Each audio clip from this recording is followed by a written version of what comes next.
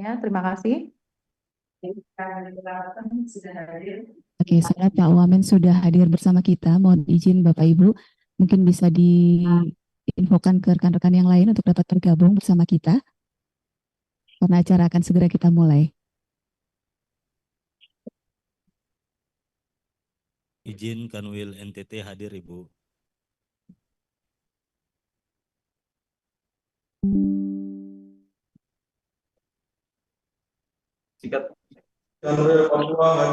Izin Kanwil Papua hadir. Izin Kanwil NTT hadir, Ibu. Oke, baik. Izin Kanwil Bengkulu hadir, Bu. Terima kasih.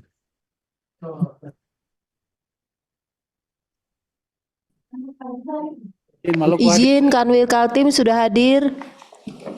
Putri, udah lengkap semua ya Mbak Putri, gimana? Mohon izin, Ya. Kanwil Jogja sudah hadir. Oke, baik. Sulawesi Utara sudah hadir. Oke, Izin Kalbar sudah hadir ya, Bu. baik Ibu, terima kasih. Lampung hadir, Bu. Terima kasih Pak. Izin Bu, dari Kalimantan Selatan hadir. Oke, baik Pak, terima kasih. Sudah, Bang. Izin Ibu, Kanwil Riau hadir lengkap. Terima kasih. Oke, baik Bapak. Izin Kanwil Sulsel hadir, Bu. Oke, baik Bapak. Kanwil Sultra hadir. Oke, terima kasih.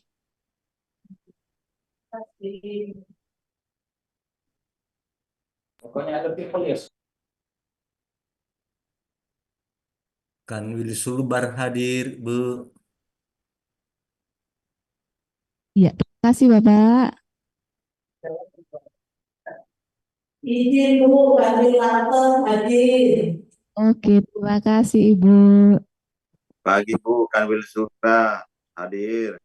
Pagi Pak. Terima kasih Bapak.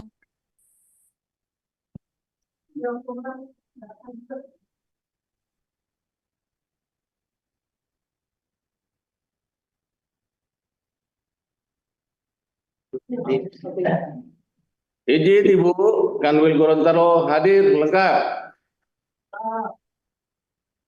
Baik Bapak, terima kasih. Cek. Izin Bu, Kanwil Sumsel hadir.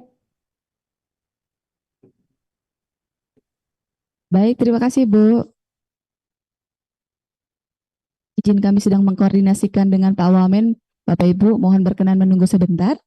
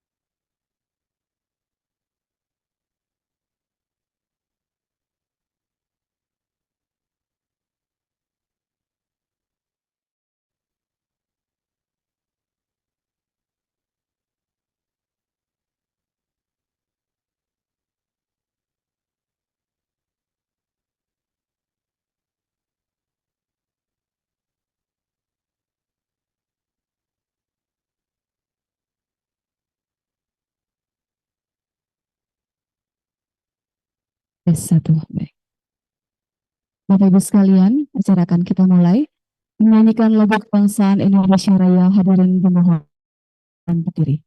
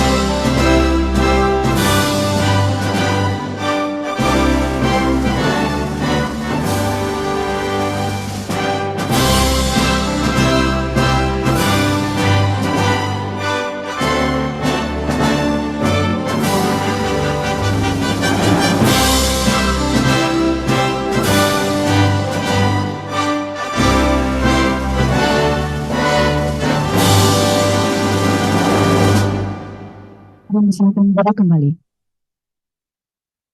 Assalamualaikum warahmatullahi wabarakatuh. Selamat pagi, Shalom Om Swastiastu. Namo Buddhaya, salam kebajikan. Yang terhormat, Wakil Menteri Hukum Republik Indonesia. Yang kami hormati, para pimpinan tinggi Pratama pada unit Eselon 1 dan kantor wilayah Kementerian Hukum dan Hak Asasi Manusia di seluruh Indonesia. Para umum Ikatan Perancang Peraturan Perundang-undangan, para perancang peraturan perundang-undangan yang telah hadir, baik secara daring maupun daring. Puji syukur kehadirat Tuhan Yang Maha Esa, karena atas berkat rahmat dan ridhonya kita dapat hadir dalam kegiatan penguatan perancang peraturan perundang-undangan oleh Wakil Menteri Hukum Republik Indonesia. Bapak yang kami hormati, mengawali kegiatan kita pada hari ini, marilah sejenak kita bertafakur seraya memanjatkan doa kepada Tuhan Yang Maha Kuasa agar kegiatan dapat berjalan dengan lancar. Doa akan dipandu oleh Muhammad Iksan. Izin Muhammad Ikhlas, kepadanya disilakan. Baik, terima kasih Bu. Assalamualaikum warahmatullahi wabarakatuh. Izinkan saya membacakan doa dengan cara Muslim, bagi yang non-Muslim untuk dapat mengikuti. A'udzubillahi minasyaitonirrajim.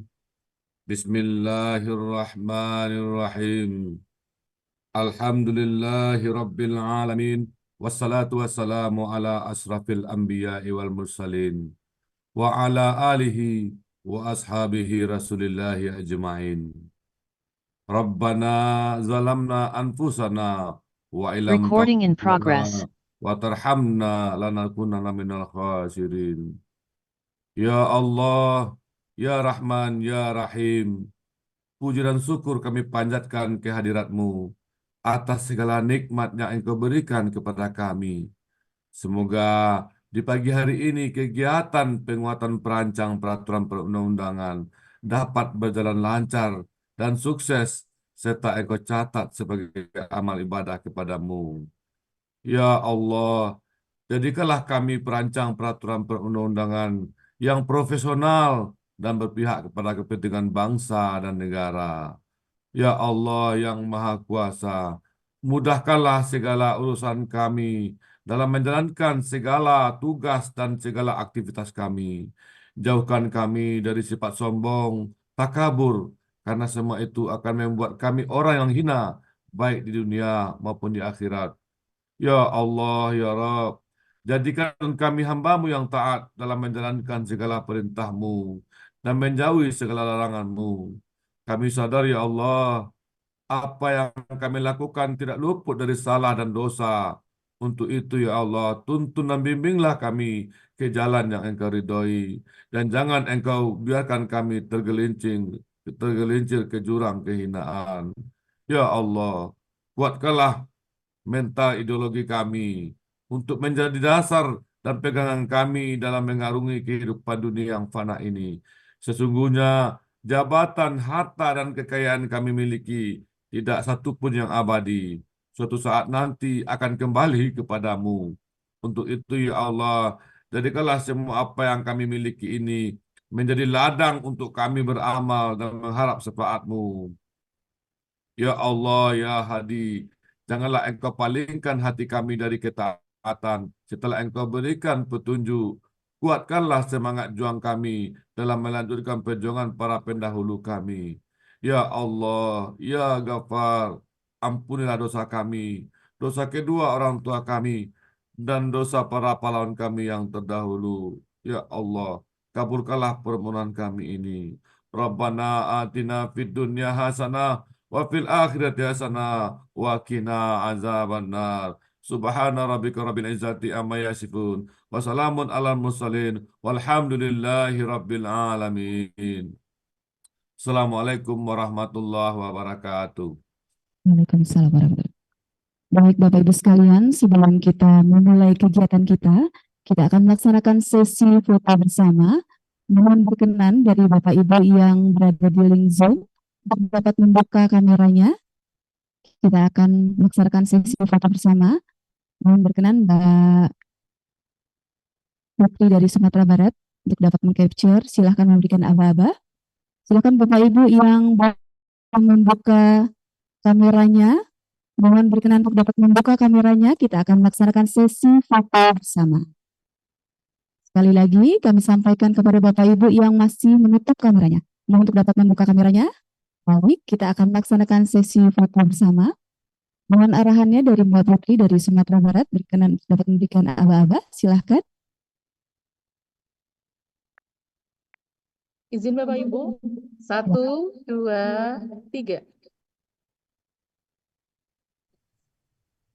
Sekali lagi Bapak Ibu. 1, 2. Yang indah Bapak Ibu ya, silahkan senyum. Ya. Sudah Mbak Putri? Sekali lagi Mbak Tupin. Izin Bapak Ibu. 1, 2, 3. Baik, sudah Mbak Putri? Siap. Oh, demikianlah rangkaian kegiatan pembukaan kita pada hari ini. Dan acara akan dilanjutkan dengan arahan dari Wakil Menteri Hukum Republik Indonesia, Bapak Profesor Dr. Edward Omar Syarif Syariye SHMH, yang pada kesempatan hari ini akan didampingi oleh Ibu Ketua Umum Ikatan Perancang Peraturan Perundang-undangan selaku moderator. Yang terhormat Ibu Cahyani Sudian dari SHMH, disilakan. Terima kasih Ibu pembawa acara, Bu Tupit, salah satu perancang dari Kanwil DKI.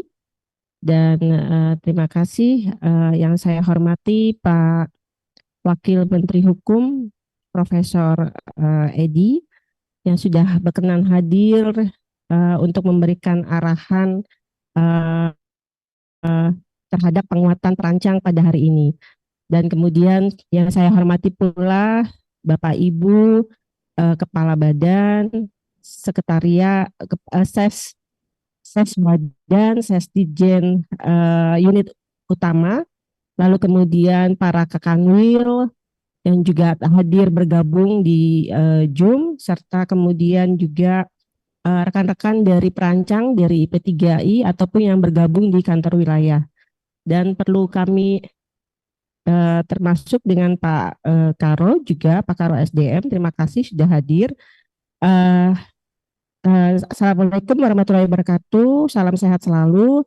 Dan ini satu hal yang memang menjadi terima kasih kepada Prof. Edi yang sudah meluangkan waktu.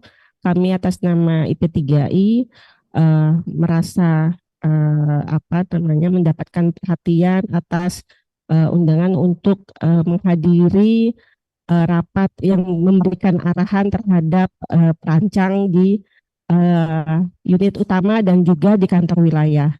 Perlu kami sampaikan juga Pak Wamen bahwa ini tadi sudah kita pastikan beberapa kantor wilayah dan mereka berkenan menerima arahan terkait mengenai perancang peraturan perundang-undangan. Perancang peraturan perundang-undangan ini adalah jabatan fungsional yang sudah berumur lama, bahkan pada saat tahun 2000 pun sudah muncul jabatan ini sehingga sudah menjalani hampir 24 tahun, dan ini juga jabatan yang kami memerlukan juga, ternyata masih kita perlukan penguatan-penguatan baik dari segi kompetensi maupun hal-hal yang teknis-teknis yang kemudian akan berpengaruh kepada pembinaan dari perancang sendiri. Mulai dari promosi, mulai dari pengangkatan pemberhentiannya, dan kemudian Putus. ganti mic dulu. Mohon maaf. Dengar suara saya, Prof? Dengar, Bu.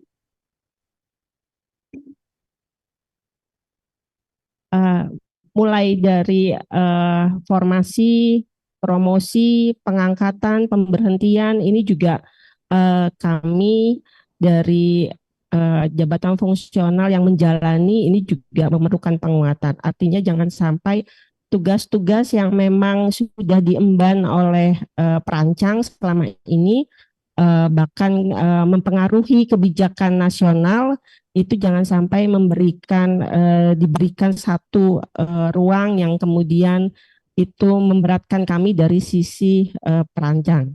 Nah, ini mungkin kami memerlukan penguatan tersebut, dan ini perlu juga disepakati bersama antara perancang yang ada di pusat maupun yang di daerah. Dan kami mohon perkenan Bapak Ibu Kakanwil, kami menitipkan kepengurusan IP3I di setiap provinsi untuk dikuatkan dan diberikan ruang-ruang di mana mereka tetap bisa menjalankan tugas dengan baik, serta juga kami percayakan kepengurusan DPW IP3I untuk memberikan dukungan dan perhatian sehingga kita bisa berjalan bersama menyelesaikan hal-hal yang sifatnya kebijakan, baik kebijakan nasional maupun kebijakan daerah. Mungkin itu sebagai pengantar, dan terima kasih Prof. Edi, mohon perkenan untuk memberikan arahan dan penguatan terhadap perancang peraturan perundang-undangan ini, dan kemudian itu akan bisa menjadi pegangan bagi bagi pimpinan baik di pusat, di daerah, dan juga bagi perancang sendiri. Kami perkenan kepada Prof. Edi. Silakan Prof. Ya, makasih. Assalamualaikum warahmatullahi wabarakatuh. Shalom, Om Swastiastu, Namo Buddhaya, salam sehat, salam sejahtera bagi kita semua. Bapak Ibu, apakah suara saya terdengar dengan jelas di tempat Bapak Ibu? Terdengar, Prof. Ya, oke. Pertama-tama saya mengucapkan terima kasih kepada Bu Cahyani yang kemudian meminta saya untuk memberikan semacam penguatan terhadap teman-teman perancang. Saya kira ada beberapa hal yang perlu kita garis bawahi bersama, dan harus kita ingatkan juga bahwa keberadaan perancang itu sangat urgen ya, dan dia sangat penting. Mengapa demikian? Sebab salah satu astacita dari Presiden Prabowo adalah memperkuat reformasi hukum. Kalau kita berbicara mengenai reformasi hukum, atau kita berbicara mengenai hukum itu sendiri, maka di situ kita akan berhadapan dengan tiga hal. Yang pertama adalah legal substance, substansi dari hukum itu sendiri. Yang kedua adalah legal structure atau struktur hukum. Di situ kita berbicara mengenai organisasi kelembagaan, termasuk juga di dalamnya adalah sumber daya. Dan yang ketiga kita berbicara mengenai legal culture atau budaya hukum. Keberadaan Bapak Ibu sebagai perancang ini saya kira memegang peran yang tidak penting tapi amat sangat penting. Mengapa? Karena kita berbicara mengenai substansi hukum. Dan substansi hukum itu bagaimana merumuskan, bagaimana memformulanya, itu semua ada di tangan Bapak Ibu sebagai perancang. Saya kebetulan mengajar mata kuliah penemuan hukum. Hal yang pertama dan utama, di mana aparat penegak hukum itu dia harus melakukan penemuan hukum, itu tidak lain dan tidak bukan karena pembentuk undang-undang gagal merumuskan suatu norma. Pembentuk undang-undang gagal memformulasikan suatu aturan. Oleh karena itu, keberadaan perancang ini sangat penting, tidak hanya dari sisi legal drafting, tetapi juga mau tidak mau, suka tidak suka, kita akan masuk pada substansi, pada apa yang akan diatur, apa yang akan diletakkan di dalam suatu aturan. Oleh karena itu, penguasaan substansi di luar bidang hukum itu menjadi penting. Saya selalu mengatakan bahwa kita orang hukum ini kan ibarat seorang penjahit ya, di mana ketika ingin memformulasikan suatu aturan, tentunya ada pembahasan secara substansi, tetapi ketika kita akan menormakan itu, kita akan memformalisasikan itu apakah dalam undang-undang, dalam peraturan pemerintah, dalam peraturan presiden. Di sini ada bahasa-bahasa hukum yang memang mau tidak mau, suka tidak suka, kita harus mengetahui dan memahami bahasa hukum itu secara kafah, secara seutuhnya. Dan ini tidak lain dan tidak bukan adalah tugas dari para perancang. Ketika membentuk undang-undang itu gagal merumuskan norma, maka yang terjadi atau hasilnya, outputnya itu adalah yang kita sebut dengan istilah blanket norm atau suatu norma kabur. Norma kabur ini pasti dia multi interpretasi. Norma kabur ini dia bersifat terkadang ambivalensi, tumpang tindih, bahkan tidak menutup kemungkinan akan ada pertentangan antara satu dengan yang lain. Oleh karena itu, profesi perancang ini menjadi utama dalam pembentukan substansi hukum. Jadi perkembangan yang menggembirakan bagi kita semua. Jadi perancang ini adalah suatu jabatan fungsional yang memang sampai kapanpun kita tetap memerlukannya. Apalagi dengan pemecahan Kementerian Hukum dan HAM menjadi 3 kementerian, di mana kita ini berada di Kementerian Hukum. Ruh, nafas, jantung utama dari Kementerian Hukum itu sebetulnya adalah pada Direktorat Jenderal Peraturan Perundang-undangan. Dan ketika berbicara mengenai Direktorat Jenderal Peraturan Perundang-undangan, perancang itu sebagai garda terdepan dalam menciptakan suatu hukum yang baik, suatu norma yang ideal, suatu aturan yang tentunya itu tidak hanya bisa dipahami, tetapi bagaimana membentuk suatu hukum yang baik. Ini mengapa perlu saya tegaskan ya. Kalau kita berbicara mengenai the pure theory of law, kita berbicara mengenai teori hukum murni. Sebetulnya keadilan itu bukan pada undang-undang.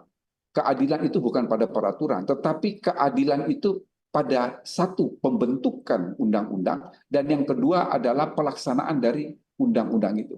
Jadi keberadaan perancang itu sangat urgen dan peranannya sangat penting. Karena apa? Keadilan keadilan dari hukum itu bukan pada undang-undang, tetapi pada pembentukan dari undang-undang itu sendiri ataupun peraturan lainnya, termasuk dalamnya peraturan pemerintah, peraturan presiden, dan berbagai macam yang ada di dalam tata urutan perundang-undangan kita. Tentunya sedih bagi kita ya kalau misalnya kita ada putusan Mahkamah Konstitusi atau putusan Mahkamah Agung dalam konteks judicial review yang kemudian dia membatalkan suatu norma atau dia mengatakan itu tidak berlaku atau kemudian konstitusional bersyarat dan lain sebagainya. Itu sebetulnya pukulan pertama itu ada pada kita. Karena apa? Bisa saja memang antara satu dengan yang lain itu bertentangan, tetapi yang sering terjadi suatu norma itu diformulasikan, dia ya tadi yang saya katakan bahwa pembentuk undang-undang itu gagal dalam merumuskan suatu norma. Jadi memang ini sudah menjadi suatu pembicaraan. BPS ini terkait dengan BPSDM, Badan Pengembangan Sumber Daya Manusia. Selama ini kan yang direkrut di BPSDM itu kan hanya pemasyarakatan dan imigrasi. Padahal kementerian ini kan dipisah. Jadi Kementerian Hukum tidak lagi mengurusi masalah imigrasi, tidak lagi mengurusi masalah pemasyarakatan. Tadi saya katakan kita fokus selain administrasi hukum umum dan kekayaan intelektual, fokus utama jantung kita itu ada pada Direktorat Jenderal Peraturan Perundang-undangan, maka perlu dipikirkan dan saya kira ini suatu keniscayaan untuk perekrutan politeknik kita. Itu saya kira kita sudah mulai menerima perancang, jadi perancang kemudian juga penjuru hukum, karena ini adalah suatu profesi yang memang sangat penting bagi kita apabila kita ingin mengedepankan hukum sebagai panglima, khususnya adalah substansi hukum itu sendiri. Ini dia akan inline, jadi kalau di tingkat pusat, kita ada undang-undang, ada peraturan pemerintah, ada peraturan presiden. Bagaimana dengan teman-teman yang berada di kantor wilayah hukum? Ini pun memegang peranan penting karena peraturan daerah itu juga menjadi jantung, menjadi suatu hal yang sangat penting dalam melaksanakan keseharian pemerintahan di daerah.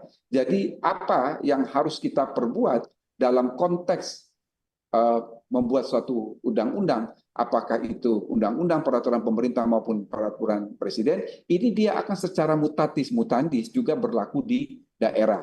Oleh karena itu, saya kira memang ke depan, ketika nanti kantor wilayah hukum itu hanya memiliki 2 divisi. Divisi yang pertama adalah divisi pelayanan hukum, dan divisi yang kedua adalah divisi yang sebetulnya utama ini adalah mengenai pembentukan hukum. Di sini teman-teman perancang yang ada di daerah menjadi penting sekali untuk membentuk peraturan-peraturan, untuk membentuk regulasi di daerah. Karena kita ketahui bersama bahwa memang dalam pembentukan peraturan daerah itu kita mengakui kearifan lokal. Kita akan melihat situasi dan kondisi di daerah masing-masing. Tetapi kita juga tidak bisa menabrak aturan yang ada di atasnya. Saya memberikan satu contoh konkret ya, yang saya kira Bu Cahyani tahu persis karena Bu Cahyani, saya dan teman-teman lainnya itu kami berkutat di dalam pembentukan kitab undang-undang hukum pidana. Saya memberikan satu contoh konkret ya. Salah satu pasal yang paling akhir diputus ketika kita merumuskan kitab undang-undang hukum pidana itu adalah pasal yang berkaitan dengan kohabitasi.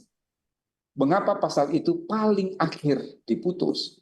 Karena itu tidak hanya terjadi perdebatan di antara internal tim pemerintah, tetapi di antara teman-teman di Dewan Perwakilan Rakyat. Waktu itu masih 9 fraksi, kalau sekarang kan 8 fraksi ya. Terjadi perdebatan sengit di antara 9 fraksi. Sebetulnya waktu itu kalau kita mau voting, ini saya buka-bukaan saja. Sebetulnya waktu itu kalau kita mau voting, pasal itu tidak jadi masuk. Tetapi mengapa pasal itu dia kemudian ada di dalam kitab undang-undang hukum pidana? Jadi sebetulnya kalau kita mau hitung, itu 5 fraksi menolak, 5 fraksi besar itu menolak untuk pasal ini dimasukkan ke dalam kitab undang-undang hukum pidana. 4 fraksi ini dia meminta untuk ya pasal ini ada sebagai suatu moral value, sebagai suatu nilai moral. Lalu kemudian kita mencari win-win solution sehingga dirumuskanlah KUHP dalam konteks kohabitasi. Tapi yang penting bagi Bapak Ibu ini dalam konteks perancangan peraturan di daerah itu harus melihat penjelasannya. Jadi waktu itu kita melakukan pembicaraan setengah kamar. Saya waktu itu mewakili pemerintah dan satu-satunya yang diizinkan masuk di dalam pembahasan setengah kamar dengan fraksi-fraksi di DPR hanya saya sebagai ketua tim pemerintah waktu itu. Saya bertanya kepada fraksi-fraksi besar, mengapa sehingga norma mengenai kohabitasi ini ada semacam penolakan? Mengapa fraksi-fraksi besar ini keberatan dengan norma itu dimasukkan? Ternyata alasan mereka ini cukup rasional. Mengapa saya katakan cukup rasional? Mereka mengkhawatirkan akan terjadi apa yang disebut dengan istilah social disobedience, jadi pembangkangan sosial. Mengapa? Karena peraturan daerah ini banyak sekali yang kemudian antara satu daerah dengan daerah itu berbeda, tetapi juga dia bertentangan dengan peraturan perundang-undangan dalam konteks undang-undang di atasnya.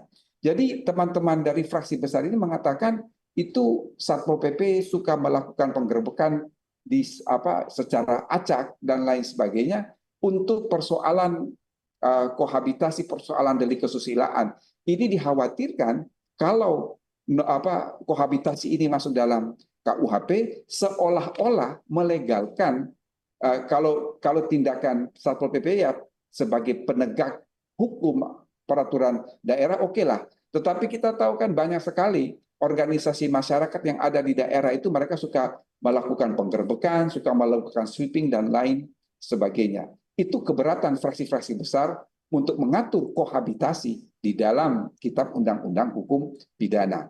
Tetapi fraksi-fraksi Islam waktu itu yang dimotori oleh Partai Keadilan Sejahtera, kemudian PKB, lalu juga ada PAN dan P3, meminta untuk pasal ini tetap dimasukkan sebagai suatu moral value.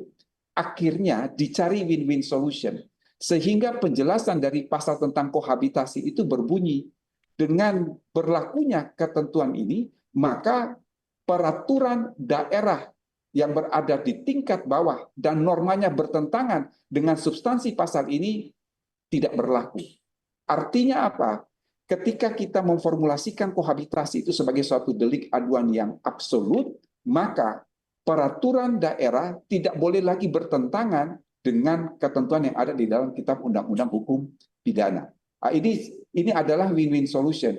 Oleh karena itu, apa yang ingin saya titipkan kepada teman-teman perancang yang berada di kantor wilayah hukum di seluruh Indonesia, ketika akan merumuskan suatu peraturan daerah, maka pertama dan utama yang harus diperhatikan itu adalah berbagai peraturan perundang-undangan yang ada di atasnya. Kita semua di sini orang hukum ya. Kita tahu bahwa ada yang namanya asas preferensi hukum, lex posterior derogat legi priori, lex superior derogat legi inferior, lex spesialis derogat legi generali. Salah satu yang kita pegang itu adalah lex superior derogat legi inferior, bahwa peraturan yang berada di bawah itu tidak boleh bertentangan dengan aturan yang di atasnya. Memang ada suatu pengecualian, seperti misalnya bagi daerah-daerah yang mempunyai undang-undang khusus. Itu mengapa sehingga di dalam pasal kohabitasi tadi yang saya jelaskan, itu tidak berlaku bagi daerah-daerah otonomi khusus, seperti kanon yang berada di Nanggro Aceh Darussalam.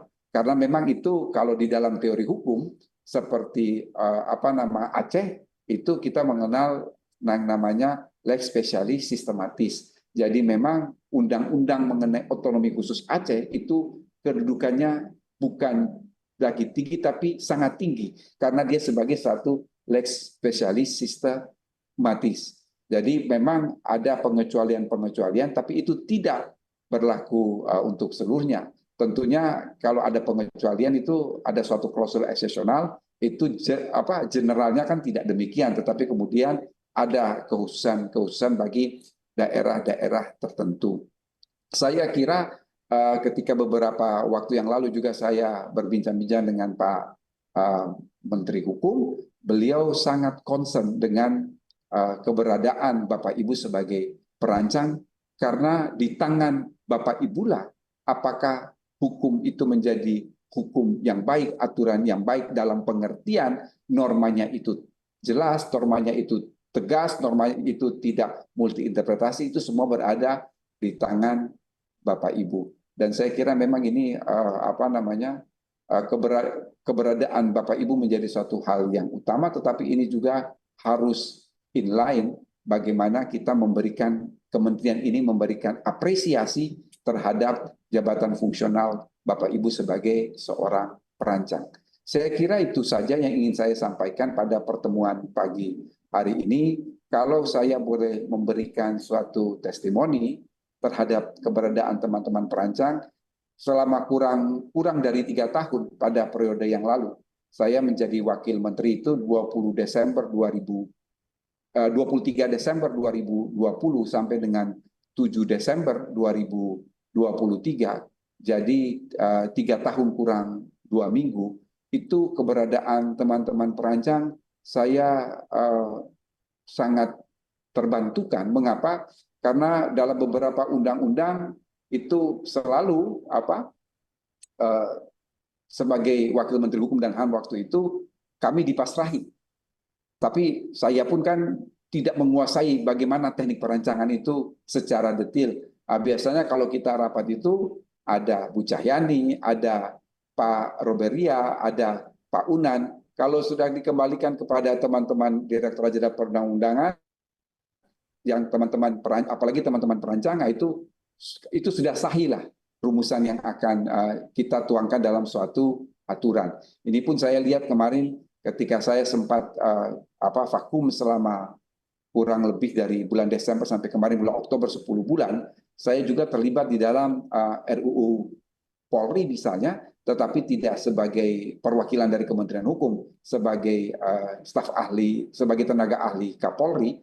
Itu saya lihat kalau terjadi perdebatan di antara kementerian dan lembaga, biasanya kata kuncinya itu Pak Sugeng waktu itu yang memimpin. Ini bagaimana dari sisi perancangan, ini bagaimana dari sisi penormaan. Jadi kita ini akan menjadi penjuru dalam konteks pembentukan peraturan perundang-undangan, baik itu undang-undang, peraturan pemerintah, peraturan presiden, sampai pada tingkat di daerah. Saya kira itu saja yang ingin saya sampaikan kepada Bapak Ibu perancang, baik yang ada di Direktorat Jenderal Peraturan Perundang-undangan maupun yang berada di daerah. Kurang dan lebihnya saya mohon maaf. Billahi taufiq wal hidayah. Wassalamualaikum warahmatullahi wabarakatuh. Shalom, Om Santi, Santi, Santi Om. Sekian dan terima kasih. Baik, terima kasih Pak Wamen. Di sini selain dari Ditjen PP, Pak Wamen juga dari unit utama yang lain, Pak Wamen ada dari BPHN, dari AHU, dari KI, dan imigrasi serta pemasyarakatan juga sebenarnya ada perancangnya juga Pak Wamen. Jadi mereka itu menyambut baik dan menyampaikan bahwa ini adalah satu hal yang juga menjadi pegangan mereka. Izin Pak Wamen, mungkin ini juga kami perlu juga mendapatkan penguatan terkait misalnya dengan rangkap jabatan, terkait dengan hal-hal yang memang nantinya itu harus menjadi pegangan juga di daerah, dan termasuk hal-hal yang masalah tunjangan jabatan seperti itu juga menjadi satu catatan tersendiri Pak Wamen. Mungkin untuk hal itu kami juga memerlukan arahan Pak Wamen, karena kami menyadari bahwa apa yang ada dalam suatu peraturan perundang-undangan pun bisa menjadi pemaknaannya bisa menjadi berbeda-beda ketika kemudian ada satu kepentingan yang kemudian itu mempengaruhi apa yang sudah secara jelas diatur dari suatu peraturan perundang-undangan. Ini juga perlu penguatan bagi kami juga Pak Wamen. Dan izin nanti mungkin juga kami membuka dua ruang pertanyaan yang bisa disampaikan, tapi sebelum kami persilakan dari kantor wilayah atau dari unit utama, jika ada yang ingin menyampaikan pertanyaan atau saran atau masukan terkait dengan perancang ini.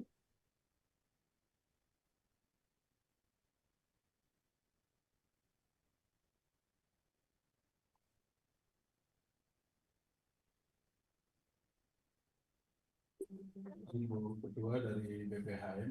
Baik, mungkin kita tunggu dulu untuk yang masih belum menyampaikan hal tersebut. Izin Pak Wamen, sebelum nanti mungkin ada yang akan bertanya, kami juga ada satu kantor wilayah yang juga ingin memberikan testimoni terkait dengan selama ini yang dijalankan di ranah daerah di kantor wilayah. Dan ini kami persilakan kepada, izin Pak Wamen. Siap, silakan Ibu. Ya, kami persilakan kepada kantor wilayah dari Bu Mercy dari Nusa Tenggara Timur. Kami persilakan. Baik. Terima kasih Ibu Cahyani selaku moderator. Selamat pagi, salam sejahtera sekalian. Assalamualaikum warahmatullahi wabarakatuh. Salam, salve, swastiastu, budaya, salam kebajikan. Yang kami hormati dan kami banggakan, Wakil Menteri Hukum Bapak Ibu peserta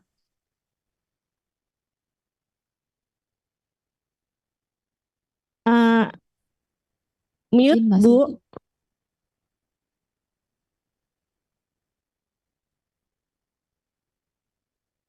Cahyani Ya, sudah ya, terdengar, Ibu. selaku moderator. Selamat pagi, salam sejahtera. Assalamualaikum warahmatullahi wabarakatuh. Shalom, Om Swastiastu, Namo Buddhaya, salam kebajikan, salam sehat untuk kita semua. Ya, Yang Bu terhormat, Kanwil, siapa Pak? kapan kita gabung familiar lagi di sana, Bu? Kami undang Bapak pada hari ulang tahun NTT. Siap, Bu. Ya, terima kasih yang terhormat Wakil Menteri Hukum, Bapak Ibu peserta pertemuan perancang perundang-undangan yang kami banggakan. Mohon maaf saya tidak menyebutnya satu persatu.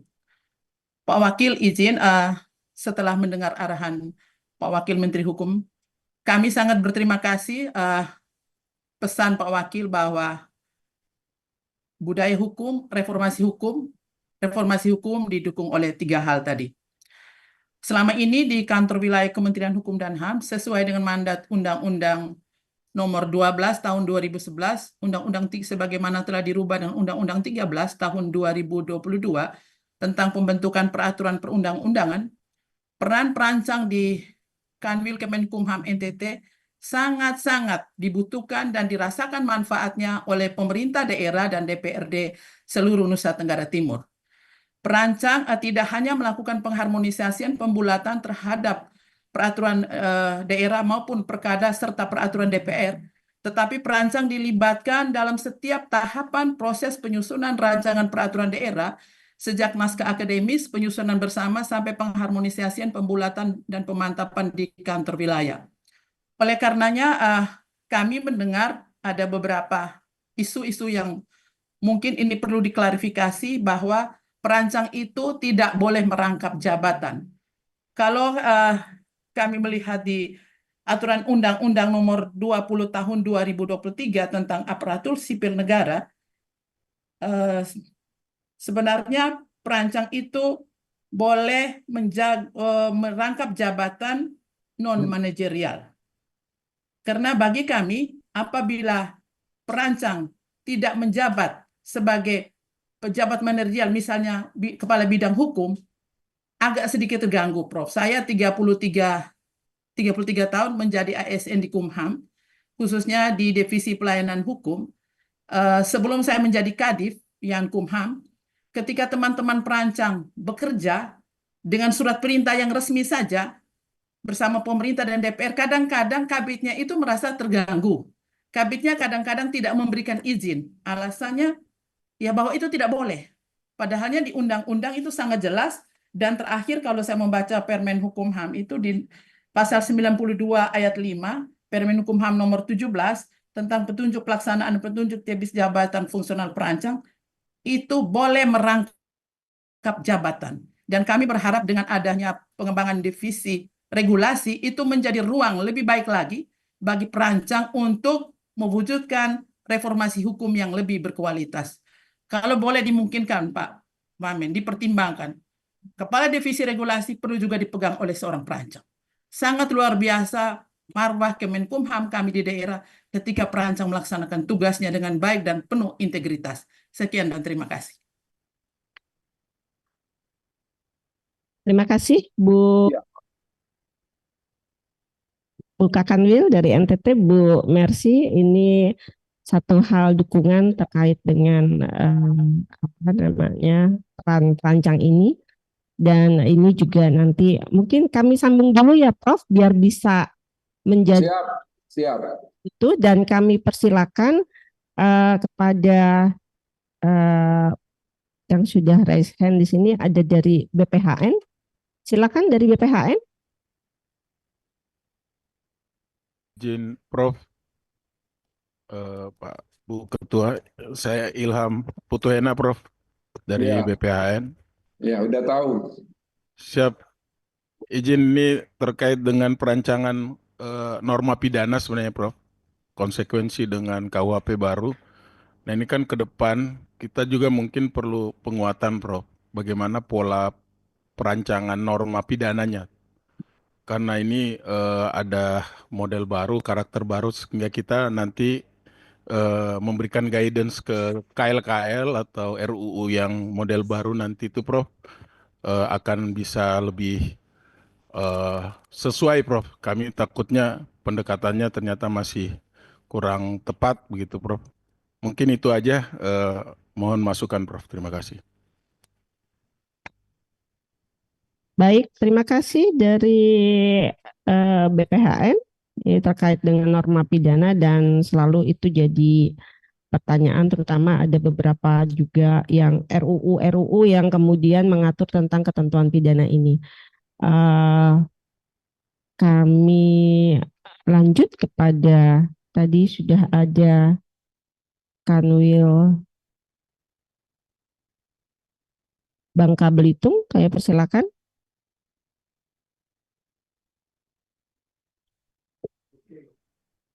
Baik, Assalamualaikum warahmatullahi wabarakatuh. Selamat pagi dan salam sehat sejahtera untuk kita semua. Suaranya tidak jelas. Baik, izin. Assalamualaikum warahmatullahi wabarakatuh. Selamat pagi. Bapak dari Babel, Pak. Ya, saya izin. Saya Muhammad Iqbal, Ibu. Oh ya, Perancang Alimat Bapak. Pada kantor wilayah Ini Bangka Belitung. Sepertinya terlempar. Kita coba dulu untuk menunggu beliau ya. Sebentar.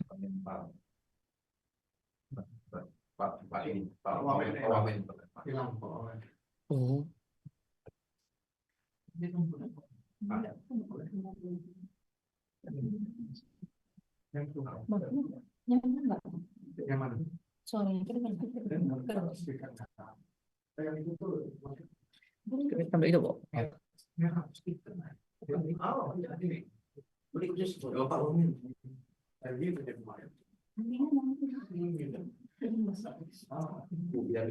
Mohon izin. Apakah Pak Wamen sudah bergabung bersama kita? Sudah. Coba. Ya, silakan. Ya. Baik, Bapak. Ya, silakan. Ya. Sudah terdengar. Ya, terima kasih. Izin ini dari Kanwil Bangka Belitung bersama saya Muhammad Iqbal, perancang peraturan perundang ahli media pada Kanwil Bangka Belitung. Selamat pagi Pak Wamen menjelang siang. Izin ingin menanyakan ini terkait dengan pelaksanaan harmonisasi di daerah, baik itu peraturan daerah maupun peraturan kepala daerah. Izin kedengaran Ibu ya? Terdengar. Ya. Ya, izin Pak Wamen bahwa untuk pelaksanaan pengharmonisasian di daerah kita ketahui bersama bahwa berdasarkan Undang-Undang 12 tahun 2011 tentang pembentukan peraturan perundang-undangan yang mana telah diubah dengan Undang-Undang 13 tahun 2002 tentang perubahan kedua atas Undang-Undang 12 tahun 2011 yang mana memang pengharmonisasian perkada baik di tingkat provinsi maupun kabupaten kota ini menjadi kewenangan dari kantor wilayah Kementerian Hukum HAM di daerah. Selain pengharmonisasian, Pak Wamen izin, di pemerintah daerah juga ada kegiatan fasilitasi perancangan untuk peraturan daerah maupun perkada, yang mana setelah diharmonisasi oleh kantor wilayah Kementerian Hukum dan HAM bersama dengan pemerintah daerah, yang mana kita biasanya Pak mengundang secara langsung mereka secara luring, kita diskusikan, mereka hadir, kita bedah ini satu per pasal-pasal itu kita bedah, kita kemudian diskusi dengan berbagai perspektif dan juga ini kita sepakati. Jadilah harmonisasi itu Pak, kita sampaikan kemudian dari pemerintah daerah ke Biro Hukum Pak. Kemudian Biro Hukum ini melakukan fasilitasi Pak Wamen. Namun kenyataannya Pak, dan ini juga menjadi keluhan dari pemerintah daerah bahwa hasil harmonisasi yang telah disepakati itu kemudian berubah Pak, baik secara substansi maupun teknik. Dan ini memang juga tidak hanya terjadi di Babel, saya kira mungkin juga itu terjadi di pemerintah daerah di seluruh Indonesia, yang mana tidak hanya substansi tapi teknik itu berubah Pak, apa yang sudah kita harmonisasikan. Untuk itu kami mohon pencerahan dan juga bimbingan dari Bapak terkait dengan permasalahan ini Pak, yang memang menjadi juga permasalahan yang menjadi pertanyaan dari pemerintah daerah. Itu yang pertama. Yang kedua Pak, ini berkaitan juga dengan pengharmonisasian bahwa Minta maaf, misalnya contoh di Babel, ya, izin Bu. pertanyaannya udah dua. Ya, Bu. Pertanyaannya udah dua, Babel. Tadi harmonisasi dan fasilitasi ya. Dan saya pikir itu mungkin kita perlu diskusi bareng-bareng dalam situasi yang bersepakat semua kantor wilayah belanja masalah, dan ini saya pikir Pak Wamen memberikan arahan secara umum nantinya. Kalaupun memang ada persoalan di kantor wilayah, mungkin nanti bisa disampaikan, ditampung oleh paling tidak oleh IP3I yang kemudian nanti bisa menyampaikan kepada instansi pembina. Ini kita memberi juga kesempatan kepada yang lain, Babel. Ini sudah saya mencatatnya dua, sudah saya catat dua. Dan mengingat waktunya Pak Wamen juga, saya pikir ini nanti beliau akan memberikan arahan yang lebih jauh lagi terkait dengan yang disampaikan hari ini oleh Babel, oleh BPHN, dan juga tadi Bu Mercy sempat menyinggung tentang rangkap jabatan. Ini secara umum. Izin dari Babel? Iya, makasih Bu. Ya. Baik, terima kasih. Pak Wamen, izin unit eselon 1 tadi sempat disinggung oleh Pak Wamen, dan ini saya pikir satu hal yang kita tidak boleh lupa bahwa kita masih punya instansi pembina yang juga di sini Kementerian Hukum dan HAM ini adalah instansi pembina bagi perancang peraturan perundang-undangan. Dan kemudian di sini telah hadir pula dari Ditjen Peraturan Perundang-undangan Pak Ses Ditjen PP beserta Direktur Fasilitasi Perancangan Peraturan Daerah dan Pembinaan Perancang. Jadi izin Pak Wamen, mungkin ada hal-hal yang mau disampaikan sebelum nanti Bapak menyampaikan arahan secara umum. Ini kami menganggap ini kita perlu juga mendapatkan mungkin ada informasi-informasi hal-hal yang bisa kemudian menguatkan lagi, memberikan penguatan-penguatan terhadap perancang ini. Dan kami persilakan Pak Ses atau Bu Direktur, kami persilakan.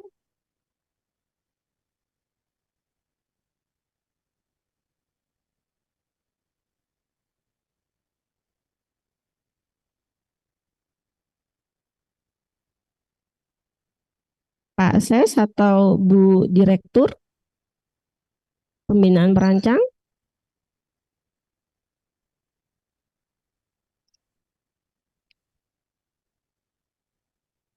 Saya persilakan. Terima kasih Bu Ketua.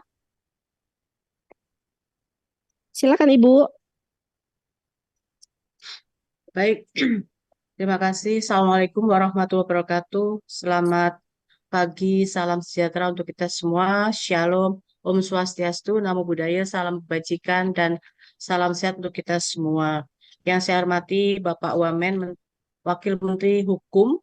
Yang saya hormati Bapak Ibu peserta kegiatan pengarahan dari Wamen pada pagi hari ini. Jadi terima kasih untuk diadakannya kegiatan ini, dan terima kasih Pak Wamen sudah memberikan pengarahan atau pencerahan atau penambahan ilmu bagi teman-teman perancang peraturan perundang-undangan. ada beberapa hal yang ingin saya sampaikan berkaitan dengan izin Pak Wamen. Saya sedikit menyampaikan hal-hal yang mungkin bisa saya sampaikan untuk menambah semangat teman-teman perancang peraturan perundang-undangan pada pagi hari ini. Bahwa satu hal yang ingin saya sampaikan bahwa saat ini instansi pembina yaitu Direktorat Fasilitasi Perancangan Peraturan Daerah dan Bidang Perancang Peraturan Perundang-undangan, Ditjen Peraturan Perundang-undangan, alhamdulillah sudah hampir menyelesaikan perjuangannya untuk kenaikan tunjangan jabatan yang sudah sekitar 17 tahun tidak pernah naik tunjangan jabatan. Sekarang posisi kenaikan tunjangan jabatan sudah ada di Kementerian Pan-RB, sedang meminta surat izin prakarsa dari Presiden. Kami sedang komunikasi dengan Seknek untuk dapat dikeluarkan surat izin prakarsa. Jadi memang sebagai bahan informasi kepada Bapak Ibu semuanya untuk kenaikan tunjangan jabatan mungkin yang sudah pernah tahu saya sampaikan pada saat kita mengikuti rapat di Kemenpan RB beberapa kali juga saya paparan bahwa kenaikan tunjangan jabatannya memang luar biasa tinggi karena kita sesuaikan dengan tunjangan jabatan untuk peneliti. Tetapi rapat terakhir dengan Kementerian Keuangan, dengan BKN, dengan Sekap, dan akhirnya diputuskan memang tidak setinggi dari nilai yang kita usulkan. Tapi alhamdulillah teman-teman perancang mudah-mudahan tidak dalam waktu yang lama karena rencananya insya Allah akan dimulai per Januari 2025 sudah mendapat tunjangan jabatan yang baru yang besarannya memang sampai saat ini masih dirahasiakan oleh Kementerian Keuangan maupun Kementerian Pan-RB. Saya beberapa kali meminta kepada ASDEP, meminta kepada teman-teman di Kementerian Pan-RB maupun di Kementerian Keuangan hanya diberikan surat atasnya saja tapi tidak diberikan nominalnya. Jadi sekali lagi teman-teman perancang akan mendapatkan kenaikan tunjangan jabatan tapi besarnya tidak sebesar yang kita usulkan kemarin, tapi alhamdulillah sudah ada kenaikan tunjangan jabatan. Itu masalah tunjangan jabatan. Kemudian masalah formasi juga kemarin sudah selesai kita selesaikan untuk penambahan jumlah formasi perancang peraturan perundang-undangan. Hanya yang utama itu memang harus diajukan terpisah dan ini masih berproses di Biro SDM. Kami selalu berkoordinasi dengan Biro SDM. Kebetulan di sini ada Pak Karo SDM juga. Mudah-mudahan juga beliau mendengar bahwa masih berproses di Biro SDM.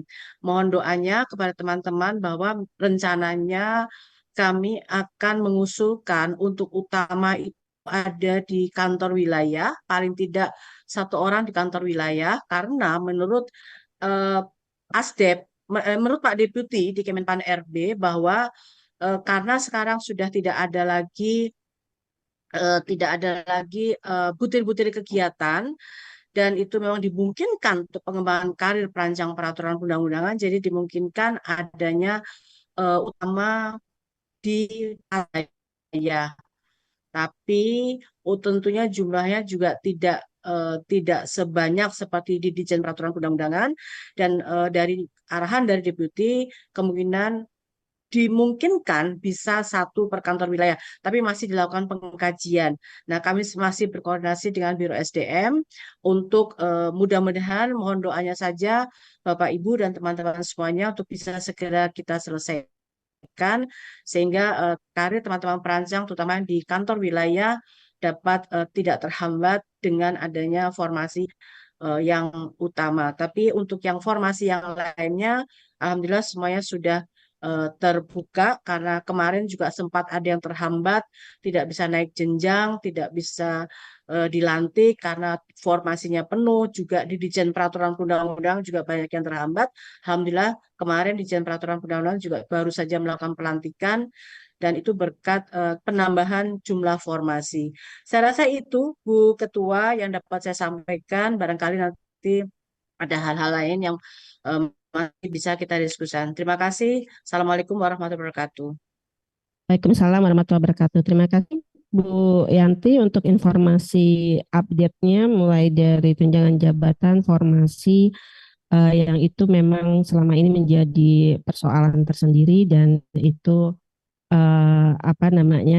menjadi satu hal yang kita berharap itu bisa menjadi pendorong memberi semangat bagi para perancang.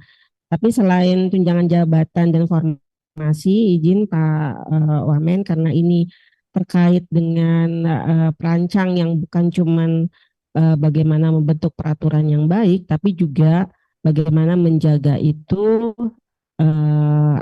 tadi Pak Wamen sempat mengatakan ada judicial review yang kemudian teman-teman perancang pun ada yang kemudian menangani hal tersebut di Direktorat litigasi. Kalau kita di sini Direktorat litigasi yang salah satu adalah Pak Andri Amus yang mengawal terkait dengan litigasi tersebut. Dan izin Pak Wamen, ini ada 3 hal yang saya catat. Pertama terkait dengan tadi Bu Kakanwi, Bu Mercy dari NTT menyampaikan menyinggung tentang rangkap jabatan.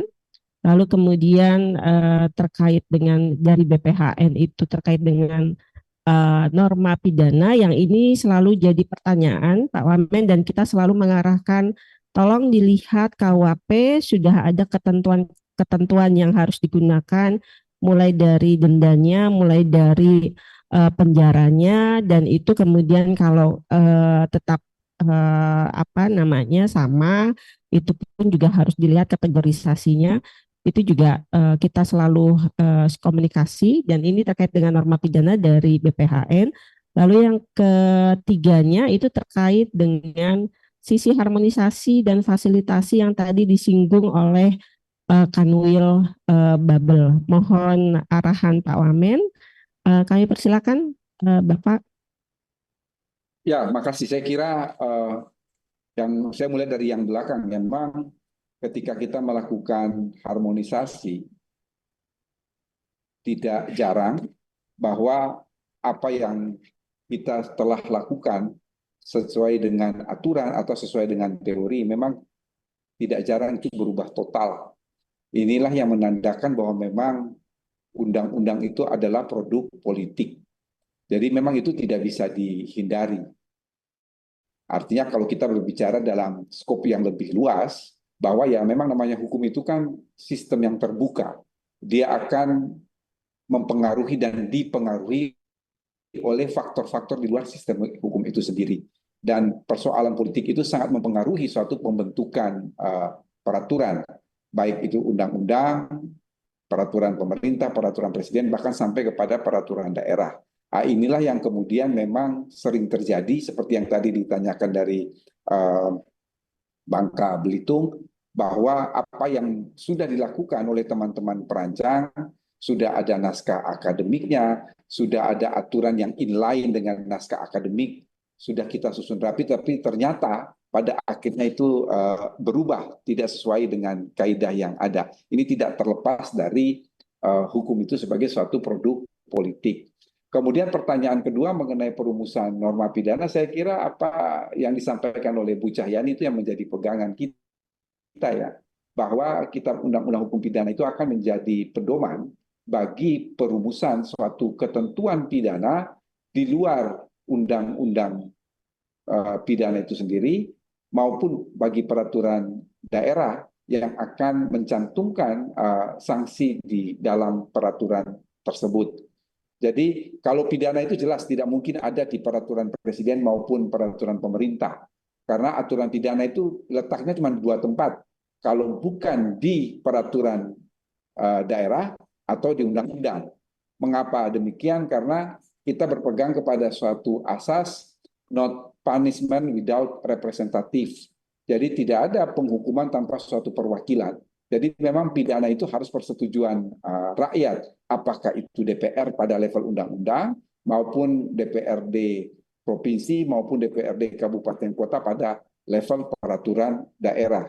Jadi jelas itu patokannya, rujukannya adalah Kitab Undang-Undang Hukum Pidana. Mengenai teknis penyusunan, saya kira itu suatu suatu pilihan. Apakah akan merumuskan suatu ketentuan langsung diikuti dengan sanksi pidananya. Tetapi saya lihat dalam beberapa undang-undang itu kan ada ya. Jadi ada larangannya, baru kemudian ada ketentuan pidananya tersendiri. Saya sebetulnya tidak senang dengan perumusan seperti itu karena kita harus bolak-balik ketika membaca. Jadi misalnya larangan itu ada pada pasal 10 sampai 15, kemudian ketentuan pidananya di belakang. Lalu menyebutkan bahwa setiap orang yang melanggar ketentuan sebagaimana dimasukkan dalam pasal 10 ancaman pidananya sekian dan seterusnya dan seterusnya. Saya sebetulnya tidak senang pada perumusan seperti ini karena kita harus bolak-balik. Kita harus membuka lagi ke depan. Kalau saya lebih senang pada perumusan norma pidana itu satu kesatuan dengan sanksinya. Jadi setiap orang dilarang bla bla bla bla bla langsung di situ. Itu kan ada dua jenis perumusan. Yang terakhir saya kira ini yang paling penting yang ditunggu oleh Bapak Ibu dan tadi juga sudah disinggung oleh Bu Cahyani. Saya kira kita lihat sebetulnya filosofis rangkap jabatan, larangan rangkap jabatan itu apa toh? Filosofis larangan rangkap jabatan itu supaya tidak terjadi apa yang kita sebut dengan istilah conflict of interest. Maka kita lihat sekarang, apakah kalau seorang katakanlah dia kepala bidang hukum, kemudian dia merangkap sebagai seorang perancang, itu konflik of interest tidak? Menurut saya tidak. Justru pelaksanaan jabatan fungsionalnya dia itu akan membantu, mendukung jabatan strukturalnya dia. Sebab saya punya jabatan fungsional sebagai profesor. Kita tahu dalam beberapa jabatan struktural ada teman-teman dokter itu jabatan fungsional. Mereka tetap melaksanakan praktek, saya sampai saat ini tetap mengajar. Karena pelaksanaan jabatan fungsional saya itu tidak ada konflik of interest dengan jabatan struktural saya. Saya kira demikian pula ketika kedudukan jabatan fungsional perancang itu tidak ada konflik of interest dengan jabatan struktural yang dimiliki, itu tidak menjadi soal dan itu tidak merupakan suatu larangan. Jadi saya punishment gitu representatif. Jadi saya kira kembali lagi kepada pertanyaan tersebut tidak menjadi soal bagi saya jika memang perancang itu merangkap jabatan struktural, apalagi kalau memang peraturan pemerintah membolehkan hal itu. Apalagi dan terlebih jika jabatan fungsional itu mendukung jabatan struktural yang diemban oleh seseorang. Saya kira itu saja dari saya. Terima kasih. Baik, terima kasih Prof. Edi. Ibu Ketua. Siapa ini? Dirjen PP jika diizinkan nanti ya, saya menyampaikan. Terima kasih. Baik Pak Sesdijen PP. Terima kasih Prof. Edi untuk tapi ini belum ditutup ya Prof. Ya. Saya kira itu dari Kanwil Kumham Sultra tuh. Pak Silvester dari tadi ngangkat raise hand itu, lalu Kak Kanwil NTB sama Pak Ses ya. Bertiga tuh silahkan. Ini baik, terima kasih. Berarti masih bisa dibuka ruang untuk Boleh. Ada 3 terakhir saya lihat di monitor saya, Kak Kanwil NTB, Kanwil Kumham Sultra sama Pak Ses. Silakan. Baik, kami persilakan Pak Kanwil Sultra, Pak Silvester.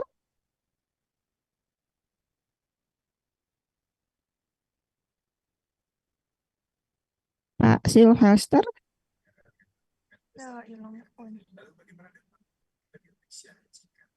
Kami persilakan Bapak.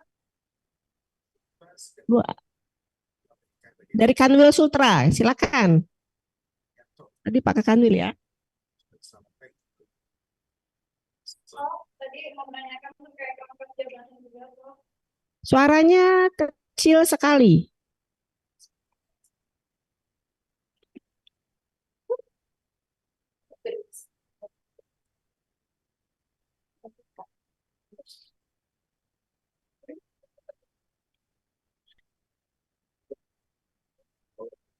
Sudah bisa? Silakan. Sulawesi Tenggara. Siap, izin Bu, izin Prof. Tadi mau menanyakan terkait rangkap jabatan juga, Prof. Kebetulan saya juga seorang perancang yang kemudian diangkat menjadi kepala bidang hukum. Namun ketika SK saya keluar saat itu saya tidak bisa merangkap jabatan, Prof. Jadi saya menjadi kepala bidang hukum. Namun sampai saat ini saya masih menjalani kegiatan perancangan, Prof, melaksanakan harmonisasi dan lain-lain. Juga angka kredit, berkas-berkas angka kredit yang kemarin saya susun untuk menaik menjadi madya saat itu tidak terpakai jadinya, Prof. Seperti itu, Prof. Akhirnya saya lumayan kecewa juga, Prof, karena tugas perancangan itu menjadi hal yang saya senangi, passion saya juga, Prof. Seperti itu, Prof. Itu yang ingin saya tanyakan. Terima kasih, Prof. Baik, terima kasih dari Sultra. Dan ini sebenarnya termasuk juga yang menjadi perhatian kita sampai kemudian pemaknaan tentang rangkap jabatan ini menjadi berbeda-beda, Prof, terkait dengan rangkap jabatan ini karena jatuhnya itu kepada perancangnya sendiri jatuhnya. Dari Sultra, lalu kemudian tadi NTB. Siap, izin. Terima kasih Ibu Cahyani, perancang ahli utama yang hari ini menjadi moderator. Yang terhormat Bapak Prof. Edi sebagai Wamen Hukum kita. Izin bertanya Pak Wamen terkait pembentukan peraturan perundang-undangan dengan metode omnibus yang dalam hal ini kita telah lahir Undang-Undang 6 2023 tentang penetapan Perpres 2 tahun 2002 tentang Cipta Kerja menjadi undang-undang. Ini kita dikejutkan beberapa hari yang lalu, tepatnya hari Jumat, khususnya terkait dengan Undang-Undang Ketenagakerjaan atau klaster ketenagakerjaan di Undang-Undang Cipta Kerja tersebut, bahwa sesuai putusan Mahkamah MK, terdapat 21 pasal dari Undang-Undang Ketenagakerjaan Undang-Undang 13 2003 yang dalam Undang-Undang Cipta Kerja tersebut ada sekitar 35 pasal yang diubah dan 19 pasal dihapus dalam Undang-Undang Ketenagakerjaan tersebut. Sehingga putusan mahkamah ini selain membatalkan 21 pasal dalam Undang-Undang Cipta Kerja, poin pentingnya adalah juga mahkamah meminta pembentuk undang-undang segera membentuk undang-undang ketenagakerjaan baru dan mengeluarkan atau memisahkannya dari undang-undang Cipta Kerja. Ini kan menjadi pertanyaan besar kita sebagai perancang atau sebagai pembentuk terkait uji materi tersebut. Nah, secara faktual memang substansi Undang-Undang Ketenagakerjaan ini sudah diuji berdasarkan data sebanyak 37 kali dan 12 permohonannya sebagian dikabulkan oleh MK. Sehingga sampai hari ini Undang-Undang Ketenagakerjaan tersebut sudah tidak utuh lagi, termasuk ketika diubah oleh Undang-Undang Cipta Kerja kita. Sehingga oleh karena itu Mahkamah berpendapat bahwa dalam batas penalaran yang wajar, Undang-Undang Ketenagakerjaan harus dipisahkan dari klaster Undang-Undang Cipta Kerja.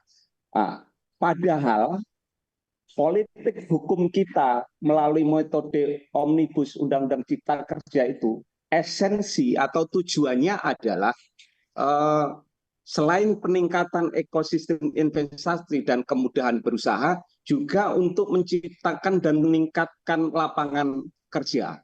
Nah, ini otomatis akan berpengaruh pada esensi pokok dari Undang-Undang Cipta Kerja yang sebelumnya juga pernah dibatalkan dari aspek prosedurnya oleh MKD 2020 yang masih Undang-Undang 11 2020. Nah, ini mohon tanggapan Prof. Edi selaku Wamen dan nanti kementerian kita terhadap putusan ini, sehingga ini menjadi pedoman kami di daerah ketika akan merubah lagi undang-undang atau perda terkait ketenagaan kerja tersebut. Barangkali terima kasih Pak Wamen. Saya Yanto, perancang media dari Kanwil NTB. Terima kasih. Assalamualaikum warahmatullahi wabarakatuh.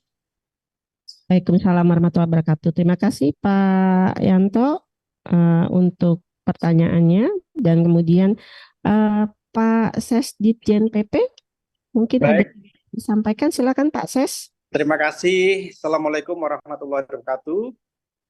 Waalaikumsalam warahmatullahi wabarakatuh. Yang terhormat Bapak Wamen, Prof. Edi, Bu Cahyani, dan seluruh peserta yang mengikuti Zoom pada pagi hari ini. Terima kasih atas waktu yang diberikan. Saya Sekretaris Direktur Jenderal Peraturan Perundang-undangan. Dalam kesempatan ini ingin menyampaikan yang pertama, tadi apa yang disampaikan oleh Prof. Edi, saya amat sangat mendukung dan memahami, dan ini tentunya juga menjadi perhatian kita bersama. Kenapa saya sampaikan bahwa saat ini saya kebetulan sebagai sekretaris, di mana kalau data tahun 2023 itu jumlah perancang peraturan perundang-undangan sekitar 1.731-an. Nah, tentu sekarang jumlahnya pasti sudah lebih banyak dari itu. Kemudian di Dijen PP aja sekitar 123-an, dan kantor wilayah sekitar 612. Itu data tahun 2023. Nah, tentu ini menjadi beban ya, atau paling tidak menjadi tantangan khususnya Direktorat Jenderal Peraturan Perundang-undangan selaku institusi yang melakukan pembinaan tenaga perancang. Nah, kami dalam melaksanakan kinerja tentu selalu bersinergi dengan Direktorat Fasilitasi Perda sebagai direktorat yang melakukan pembinaan tenaga perancang. Oleh karenanya berbagai macam persoalan tentu kami menginventarisir dan mencari solusinya. Nah, terkait dengan rangkap jabatan tadi, kami sangat hormat dengan apa yang disampaikan Prof. Edi, bahwa pada prinsipnya tentu kita harus melihat aturannya dulu. Nah, aturannya antara lain adalah di PP 11 tahun 2017, ya, di mana rangkap jabatan itu pada dasarnya diperbolehkan, ya.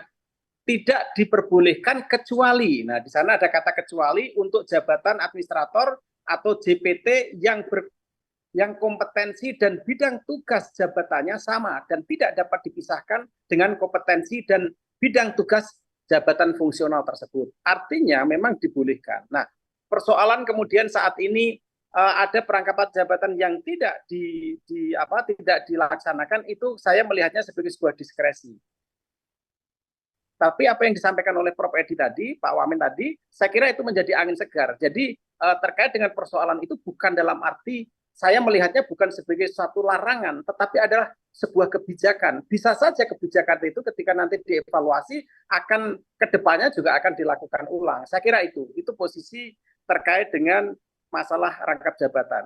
Dan tentu sekali lagi, ketika memang kebijakan itu diberikan, nah tentu ya kami akan dalam konteks itu, gitu ya. Dan kami sebagai SES tentu juga akan mendorong bersinergi dengan Biro SDM ya, Biro SDM di Sekjen. Dan tentu juga kami akan menyuarakan tentang hal itu. Kemudian terkait dengan bahwa peraturan perundang-undangan itu merupakan produk politik, betul sekali. Saya ingin menyetir kembali ajaran dari para pimpinan kami terdahulu bahwa tugas seorang perancangan di dalam mengawal atau turut serta di dalam melakukan pembahasan suatu rancangan undang-undang, ya, maka di sana sebenarnya aturan dan patokannya adalah kepada regulasi yang ada. Nah, tentu kapasitas kita adalah menyampaikan ya tentang landasan-landasan hukum itu. Nah, apabila kemudian pengambil keputusan dalam artian ini ada produk politik, misalnya dengan DPR memutuskan hal yang lain, maka kita sekali lagi batasannya adalah menyampaikan, ya, menyampaikan tentang dasar hukum, termasuk implikasi. Tetapi ketika itu diputuskan keluar dari apa katakan konstruksi hukum yang ada, maka itu namanya produk politik. Tetapi ketika nanti bermasalah kan ada ruang-ruang untuk melakukan misalnya melakukan gugatan di Mahkamah Konstitusi. Nah, oleh karenanya saya hanya ingin memberikan penguatan bahwa sebaiknya kita tidak perlu berputus asa, khususnya bagi para perancang. Tetapi tetap kita berintegritas dan kita memiliki ya pemahaman yang utuh terkait dengan substansi yang sedang dibahas itu. Termasuk adalah aturan-aturan hukum yang terkait. Oleh karenanya saya kira dalam konteks itu seorang perancang peraturan perundang-undangan tetap harus bahagia. Jangan kemudian nanti menghadapi yang demikian kemudian berputus asa. Itu oleh karenanya selalu harus bersemangat. Nah, kemudian ya filosofi rangkap jabatan sudah, kemudian tugas perancang sudah, dan produk hukum itu merupakan produk politik, betul sekali. Dan tentunya kami di sana sekali lagi apa namanya sifatnya memberikan penguatan saja Bapak dan Ibu, dan sekali lagi kami sebagai sekretaris ya di direktorat di mana kami memiliki tugas fungsi melakukan pembinaan, dan kami menerapkan prinsip saling bersinergi, berkomunikasi dan berkolaborasi dengan jajaran kami yang ada, sehingga insya Allah nanti jika ada hal-hal yang kiranya tidak akseleratif, mohon kiranya disampaikan saja dan kami akan mencarikan jalan keluar. Saya kira itu pernyataan kami dan pendapat kami. Sekali lagi salam hormat untuk Prof. Edi dan seluruh Bapak Ibu yang hadir. Terima kasih. Kami akhiri. Wassalamualaikum warahmatullahi wabarakatuh. Waalaikumsalam warahmatullahi wabarakatuh. Terima kasih Pak Ses di JNPP. Jadi ada 3 hal, Prof. Yang 2 dari Sulawesi Tenggara dan juga dari Pak Ses itu bicara tentang salah satunya tentang rangkap jabatan, dan Sulawesi Tenggara, maaf, Sulawesi Tenggara itu sudah mengalami situasi kita memang perlu kejelasan terkait dengan rangkap jabatan, karena kalau bicara rangkap jabatan ada PP-nya, ada undang-undang dan ada PP-nya juga, dan ini mungkin jadi perlu jadi satu arahan tersendiri ya untuk terkait dengan rangkap jabatan ini. Lalu kemudian dari NTB terkait dengan omnibus ketenagakerjaan, yang ini juga bicara tentang tugas dan yang diemban oleh perancang ketika harus menuangkan penormaan jika itu terkait dengan omnibus. Kita memang sadar bahwa omnibus itu bisa kita lakukan yang kemudian itu kita tuangkan dalam suatu regulasi, dan kemudian perlu diingat ada pasal 97A juga yang kemudian itu menjadi pegangan kita untuk tidak melakukan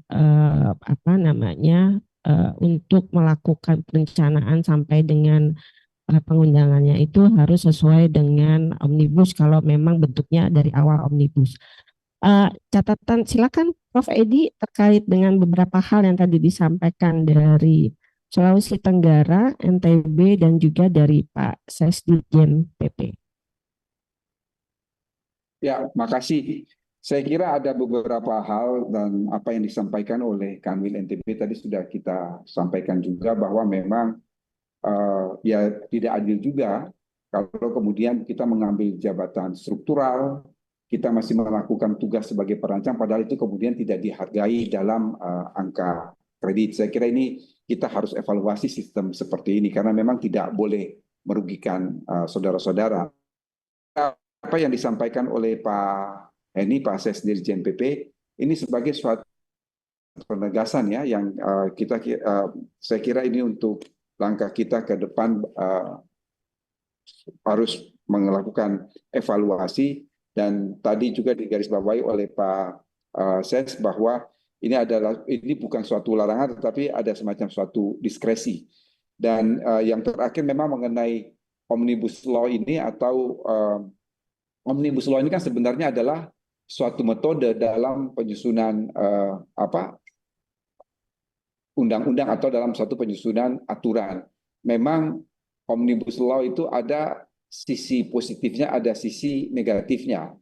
Positifnya itu kita mudah untuk melihat aturan itu dalam suatu buku, tetapi sisi negatifnya terkadang antara satu dengan yang lain itu saling tumpang tindih, bahkan tidak jarang pula saling bertentangan.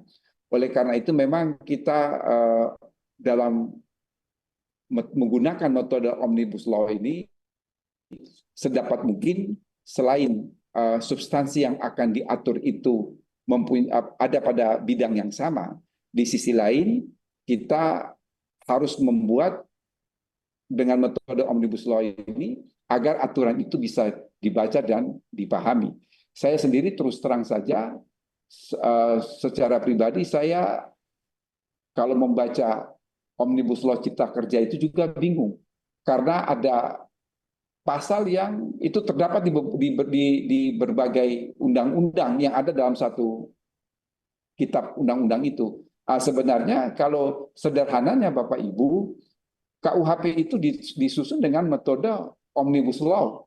Jadi di mana berbagai macam hal yang berkaitan dengan pidana itu disusun dalam satu buku. Oleh karena itu saya ingat ketika kita masih ribut-ribut soal Undang-Undang Cipta Kerja, almarhum Profesor Muladi, mantan Menteri Kehakiman itu menulis di Kompas dengan mengatakan bahwa metode penyusunan KUHP itu adalah metode Omnibus Law, di mana dalam kitab undang-undang kita bisa membacanya secara rinci dan jelas. Hanya saja metode Omnibus Law dalam konteks Undang-Undang Cipta Kerja ini tidak seperti yang kita lakukan dalam pembentukan KUHP. Saya kira itu saja yang ingin saya sampaikan. Waktu sudah 10.30, tanpa terasa sudah kurang lebih 1 jam 30 menit kami tatap muka. Mungkin bisa diakhiri Bu Cahyani. Kurang dan lebihnya saya mohon maaf. Wassalamualaikum warahmatullahi wabarakatuh. Waalaikumsalam warahmatullahi wabarakatuh. Terima kasih Pak. Sama-sama. Arahannya dan beberapa kesimpulan yang bisa kita ambil ya.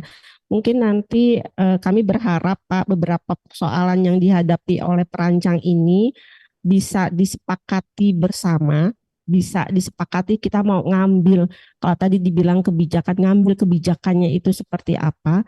Yang pasti satu, jangan sampai merugikan, kebijakan itu merugikan dalam hal ini perancang. Yang satu itu, dan itu harus kita pegang benar.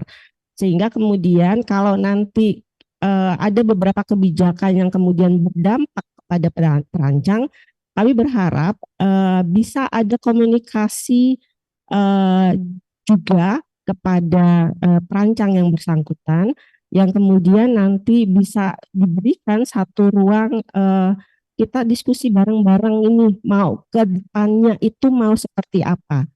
Jangan sampai di sisi pemahaman dari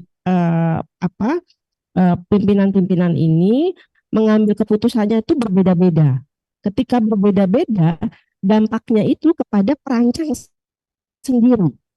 Dan ini yang kami berharapnya itu tidak terjadi. Jadi setiap ada kebijakan mohon kiranya duduk bersama, memberikan diskusinya juga bareng, diskusinya juga sama, saling membuka ruang bahwa ini kebijakan yang diambil itu harus merupakan kebijakan yang tidak merugikan. Dan tadi saya mengambil Pak Wamen mengatakan bahwa jangan sampai ada konflik of interest ya Pak terhadap hal-hal yang memang yang harus diambil, dan harusnya kebijakan yang kita ambil itu didasarkan pada aturan perundang-undangan yang memang masih berlaku. Mungkin itu Pak, dan kami berharap nanti ada tindak lanjut dari pertemuan ini, entah itu mungkin nanti Bapak bisa menjadi mediator, mediasi atau apapun kiranya hal-hal yang terkait permasalahan dengan perancang, atau kemudian mendiskusikan hal-hal yang kemudian bisa menjadi pengembangan lebih lanjut, penguatan lebih lanjut, dan kemudian ada yang bisa dijadikan pegangan bagi pimpinan-pimpinan di unit utama maupun di kantor wilayah untuk kemudian nantinya bisa mengambil kebijakan bagi kita semua. Dan juga kami berharap mendorong bagi Kadif Yangkum atau Pak Kakanwil atau Bu Kakanwil untuk terus mendorong penguatan dan kemudian penguatan peran perancang ini, dan berikanlah lingkungan lingkungan kerja atau lingkungan yang terkait yang kemudian bisa membuat perancang bekerja secara maksimal. Karena ketika tugas yang diemban itu berat dan kemudian ada kebijakan-kebijakan yang itu membuat perancang itu berpikir 2 kali, itu pasti akan merugikan dari sisi output yang akan dihasilkan Pak Wamen. Karena sering terjadi seperti itu ketika ada kebijakan dan itu mempengaruhi semangat kerja dari para perancang, output yang akan diberikan itu juga akan berpengaruh. Dan ini mungkin yang perlu dipahami bersama. Kami berharap pertemuan ini tidak hanya pada hari ini saja, Pak Wamen. Ya, mari Bu. Kami berharap bisa terus terkomunikasi hal-hal yang memang nantinya bisa dikembangkan, dikuatkan lebih lanjut. Terima kasih Pak Wamen. Terima kasih, mari ya, sama-sama Bu. Ya, terima kasih juga kepada Bapak Ibu dari unit utama serta dari kantor wilayah. Terima kasih. Semoga ini bisa jadi arahan terbaik yang bisa kita jalani, dan ingat bahwa kebijakan yang dibuat jangan sampai merugikan, dan itu harus dilandaskan pada aturan perundang-undangan yang memang sudah jelas mengatur hal itu. Itu yang bisa saya sampaikan. Terima kasih dan saya akhiri. Assalamualaikum warahmatullahi wabarakatuh. Waalaikumsalam warahmatullahi wabarakatuh. Waalaikumsalam warahmatullahi wabarakatuh. Terima kasih semuanya. Terima kasih Ibu Ketum. Terima kasih Pak Wamen, Bapak Ibu sekalian. Terima kasih Bu Ketua. Terima kasih Bu, izin live Bu. Terima kasih Bu Ketua.